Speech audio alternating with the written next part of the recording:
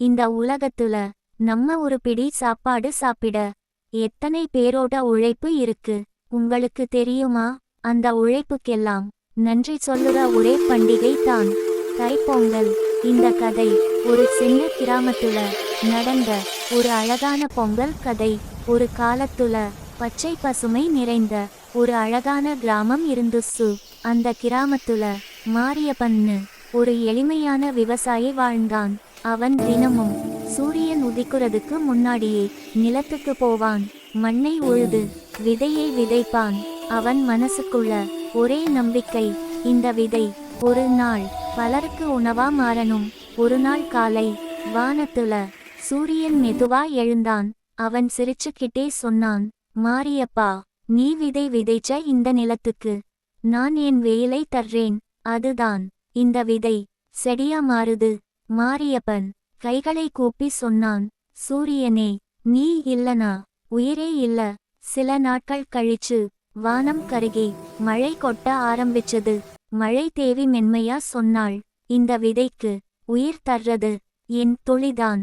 மாரியப்பன் மகிழ்ச்சியா சொன்னான், தாயே, உன் ஒரு துளி இல்லனா இந்த பயிர் வளராதே. சூரியனும் மழையும் மண்ணும் மூன்றும் சேர்ந்ததும் பயிர் பச்சை பசுமையா வளர்ந்தது.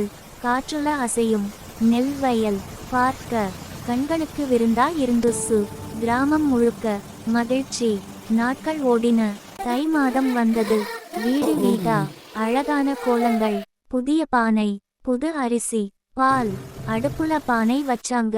பால் மெதுவா காய்ந்து பொங்கி வெளியே வந்ததும் எல்லாரும் சேர்ந்து கூச்சலிட்டாங்க, பொங்கலோ பொங்கல்.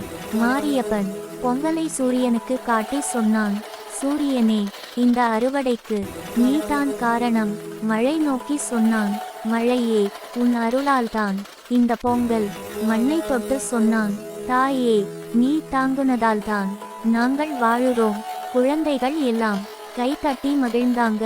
அந்த பொங்கல் நாளில் ஒரு விஷயம் எல்லாருக்கும் புரிஞ்சது. தைப்பொங்கல் ஒரு பண்டிகை மட்டும் இல்ல, உழைப்பை மதிக்க கற்றுத்தரும், இயற்கைக்கு நன்றி சொல்ல கற்றுத்தரும், வாழ்க்கையை ரசிக்க கற்றுத்தரும் ஒரு பண்டிகை. உழைப்பை மதிப்போம், இயற்கையை காப்போம். பொங்கல் போல நம்ம வாழ்க்கையும் எப்போதும் பொங்கட்டும். ஹாப்பி தாய் பொங்கல்.